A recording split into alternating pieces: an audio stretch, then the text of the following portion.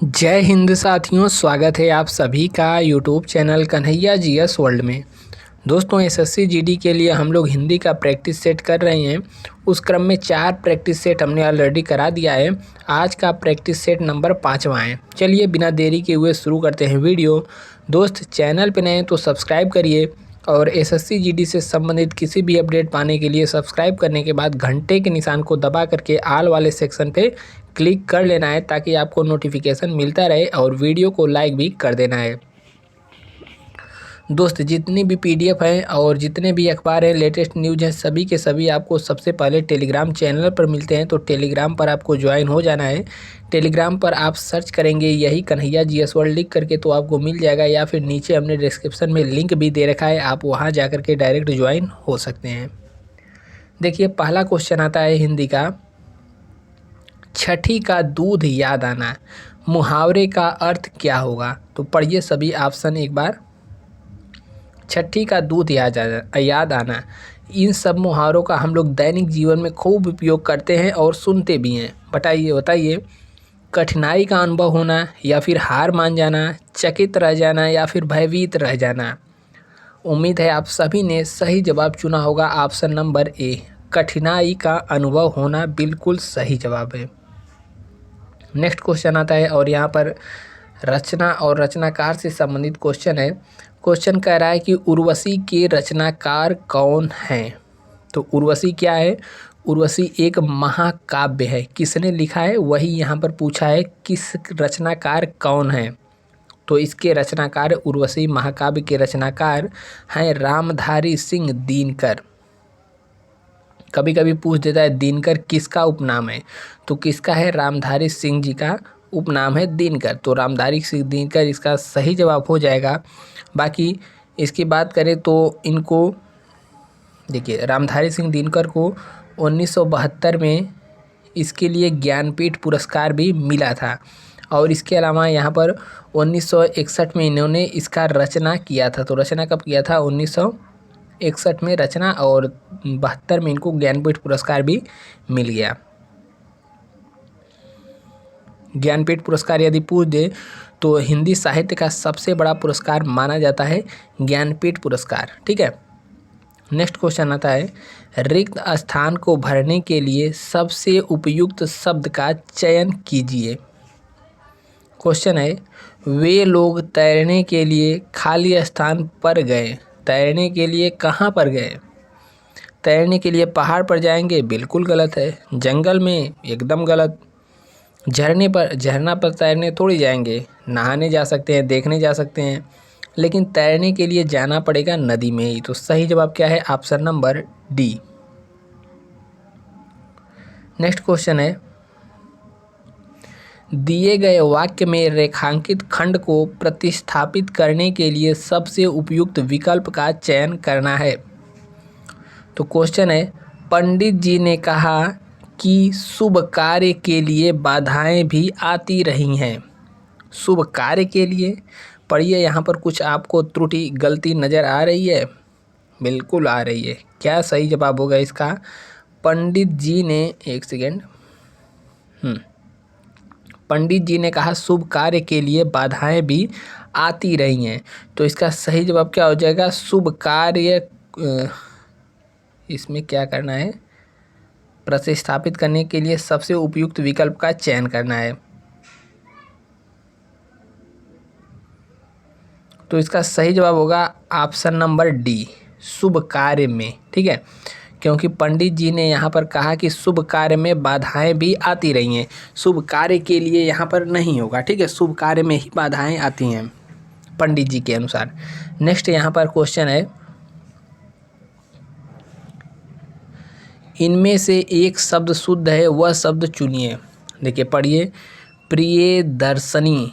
प्रियदर्शनी नहीं होता है, प्रियदर्शिनी। यहाँ पर भी लिखा है प्रियदर्शी, इस पे उड़ा हुआ लगा दिया है प्रियदर्शिनी। तो आपने पढ़ लिया। बताइए इसका सही जवाब क्या होगा?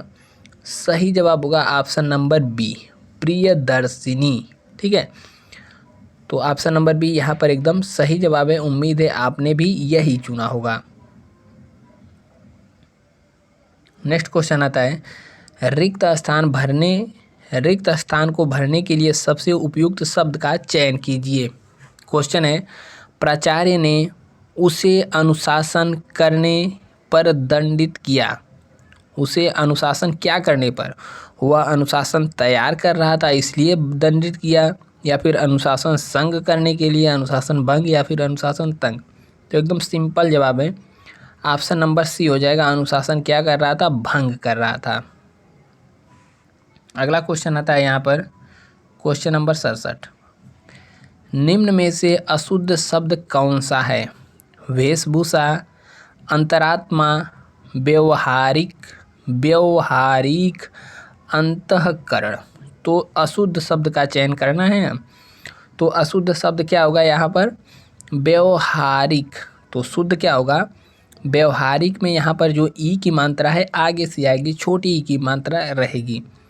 बाकी सभी का सभी यहाँ पर शुद्ध शब्द है, ठीक है। तो अशुद्ध कौन सा है? व्यवहारिक। नेक्स्ट क्वेश्चन है, जो ईश्वर को न मानता हो वाक्यांश के लिए शब्द क्या होगा? तो जो ईश्वर को नहीं मानता है उसको क्या कहा जाता है? नास्तिक कहा जाता है। और जो ईश्वर में विश्वास रखता है, ईश्वर को मानता है, उसको आस्तिक कहा जा रहा है। तो ईश्वर को न मानने वाला पूछा है तो यहाँ पर नास्तिक सही जवाब हो जाएगा। अगला क्वेश्चन आता है, कह रहा है कि वृद्धि शब्द का विलोम शब्द क्या होगा?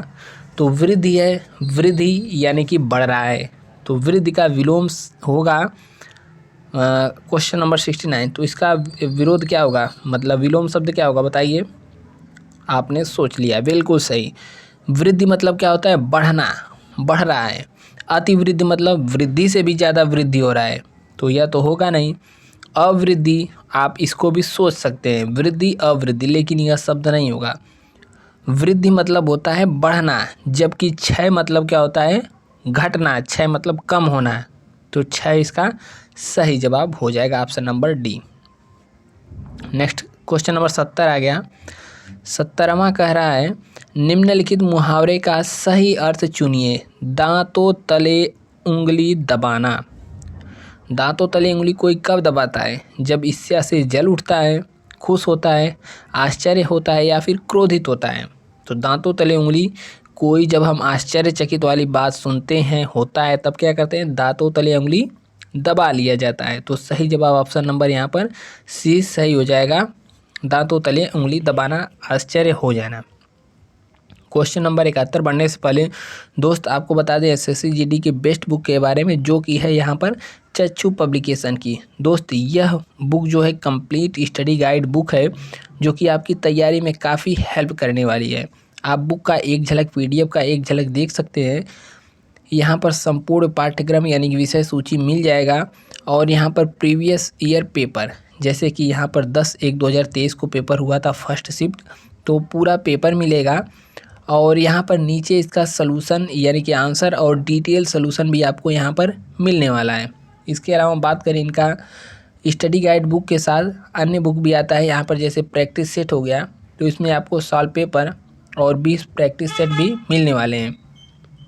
तो आप बुक को नीचे डिस्क्रिप्शन में लिंक है, ले लीजिए, ज़रूर लीजिएगा, और अपनी तैयारी को और अधिक बेहतर बनाने के लिए इस बुक का प्रैक्टिस सेट हल ज़रूर करिए। बाकी नीचे डिस्क्रिप्शन में लिंक है, और इसको अपने नज़दीकी पुस्तक भंडार से भी ले सकते हैं। देखिए क्वेश्चन नंबर 71 आया है, और आने के बाद कह रहा है, देवता का पर्यायवाची शब्द क्या होगा? पर्यायवाची मतलब उसी का मिलता जुलता रूप। तो देवता का पर्यायवाची क्या होगा? तो इसका सही जवाब है ऑप्शन नंबर देवता का पर्यायवाची। तो देखिए असुर मतलब क्या होता है? असुर मतलब एक तरीके से राक्षस, ठीक है। असुर, सुर मतलब होता है देवता, अ लग गया तो देवता का विलोम हो गया। लेकिन यहाँ पर पर्यायवाची पूछा है, तो पर्यायवाची क्या होगा? अमरत्व, अमर, अमर इसका सही जवाब हो जाएगा। जलद या बादल का है। सुधाकर किसका है? सुधाकर, सुधाकर यह चंद्रमा का होगा, ठीक है, चंद्रमा का। तो सही जवाब अमर इसका सही जवाब हो जाएगा देवता का। असुर यह देवता का विलोम है। नेक्स्ट आ गया डंके की चोट पर कहना। डंके की चोट पर कहना मुहावरे का अर्थ क्या है? डंके की चोट पर कहना यानी कि स्पष्ट शब्दों में कह देना या फिर बातों को बढ़ा चढ़ा कर कहना है या फिर डंका बजाना। क्या होगा सही जवाब बताइए? सही जवाब होगा क्या है? स्पष्ट शब्दों में एकदम क्लियर कह देना, डंके की चोट पर कह देना कि जो कर रहे हैं स्पष्ट कर रहे हैं, सही कर रहे हैं। तो सही जवाब क्या होगा? Option number C. 73वां सवाल है, कह रहा है अंत्यज शब्द के लिए सही अर्थ कौन सा है? अंत्यज, तो बताइए इसका सही जवाब होगा ऑप्शन नंबर, पढ़िए सभी एक बार, जो जन्म से अपंग हो या जो जन्म से कुरूप हो, जो जन्म के उपरांत त्याग दिया हो या फिर जिनका जन्म निम्न वर्ग में हुआ हो। तो सही जवाब यही है, जिनका जन्म निम्न वर्ग में हुआ उसे क्या कहा जाता है? अंत्यज। नेक्स्ट क्वेश्चन आ गया, कुसुमेशु का समानार्थी शब्द क्या होगा? कुसुमेशु 74, कुसुमेशु का समानार्थी शब्द क्या होगा? कामदेव। कामदेव का पर्यायवाची पूछ लिया तो क्या होता है? मनव हो जाएगा और यहाँ पर मनोज हो जाएगा, ठीक है, यह सब कामदेव का पर्यायवाची होगा। समानार्थी पूछा है तो कामदेव इसका सही जवाब हो जाएगा। आकाश का पर्यायवाची पूछ दे तो व्योम, नभ, अंबर, गगन, यह सब आकाश का पर्यायवाची होगा। 75 है, जो युद्ध में स्थिर रहता हो उसे क्या कहते हैं? एक शब्द बताइए। इसका सही जवाब बताइए तब मानिए आपकी तैयारी ठीक ठाक है। जो युद्ध में स्थिर रहता हो अर्थात योद्धा। आपने योद्धा सोचा तो बिल्कुल गलत है, योद्धा नहीं होगा। जो युद्ध में स्थिर रहता है उसे क्या कहा जाता है? युधिष्ठिर। ठीक है, इसको एक शब्द में पूछ सकता है, जो युद्ध में रहता हो स्थिर अर्थात युधिष्ठिर। युधिष्ठिर का संधि विच्छेद पूछ दे तो क्या होगा?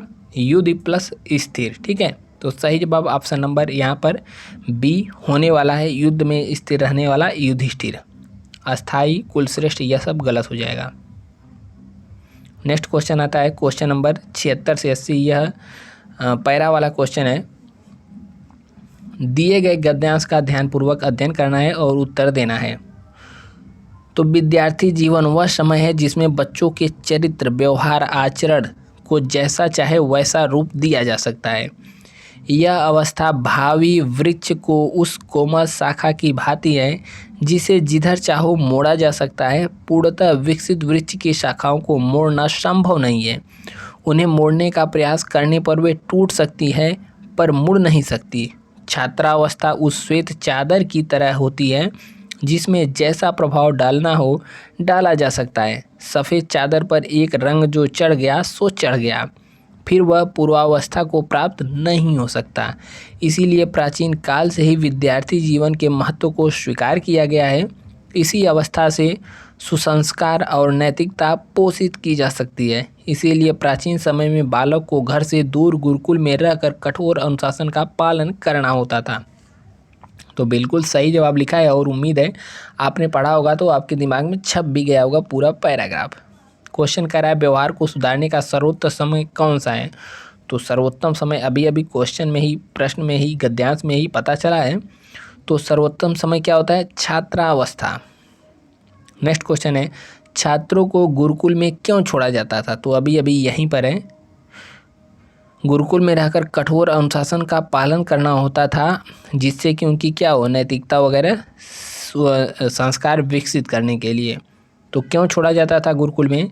तो यहाँ पर कठोर अनुशासन के लिए। ठीक है, यही है, देखिए ना, गुरुकुल में रहकर कठोर अनुशासन का पालन करना होता था।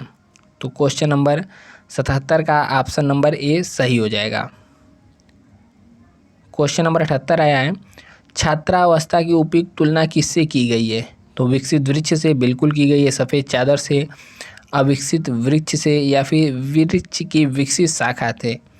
तो छात्रावस्था की तुलना यहाँ पर सफ़ेद चादर से की गई है, वृक्ष के शुरुआती अवस्था से की गई थी, लेकिन यहाँ पर सफ़ेद चादर से की गई है जिससे कि एक रंग जो चढ़ गया सो चढ़ गया। क्वेश्चन नंबर 79 है, इनमें से किस शब्द में उपसर्ग का प्रयोग हुआ है? उपसर्ग और प्रत्यय, हमने पिछले वीडियो में आपको बताया था उपसर्ग किसे कहते हैं, प्रत्यय किसे कहते हैं। उपसर्ग यानी कि जो आगे लगा हो, प्रत्यय प से प्रत्यय, प से पीछे, जो पीछे किसी शब्द में लगता है उसे प्रत्यय कहते हैं, जो आगे लगता है उपसर्ग कहते हैं। तो उपसर्ग का प्रयोग नहीं किया गया है, उसे पहचानना है। तो देखिए महत्व, महत्व जो है इसमें पीछे क्या लगा है, मह प्लस त्व, ठीक है। महत्व, उपसर्ग का प्रयोग नहीं किया गया है। सुसंस्कार में सु उपसर्ग है, अनुशासन में अनु उपसर्ग है, अविकसित में अ उपसर्ग है, लेकिन महत्व में नहीं प्रयोग किया गया है। यहाँ पर तो वो छोड़ दीजिए, महत्व में प्रयोग नहीं किया गया है उपसर्ग का। तो ऑप्शन नंबर ए सही है, महत्व में उपसर्ग का प्रयोग नहीं किया जा सकता। यहाँ पर महत्व, यहाँ पर सही जवाब है। 80वां क्वेश्चन है, उपयुक्त शीर्षक क्या हो सकता है। तो आपने पैरा पढ़ा, तो बताइए इसका जो पाठ का नाम है उपयुक्त शीर्षक हम लोग क्या रख सकते हैं। तो विद्यार्थी जीवन के बारे में कहा है, तो विद्यार्थी जीवन इसका जो है उपयुक्त शीर्षक हम लोग इसको कह सकते हैं। बाकी दोस्त यहाँ पर आपका 20 क्वेश्चन में कितना सही हुआ ज़रूर बताइएगा। आप यदि 18 प्लस हैं तो बिल्कुल सही स्कोर है, अगर 19-20 हैं तो एकदम वेरी गुड वाला स्कोर है। आप अच्छे प्रैक्टिस आपकी है और इसी तरह करते रहिए। बाकी नेक्स्ट वीडियो जल्द आएगा, सब्सक्राइब जरूर करिएगा नोटिफिकेशन के लिए। मिलते हैं नेक्स्ट वीडियो। जय हिंद।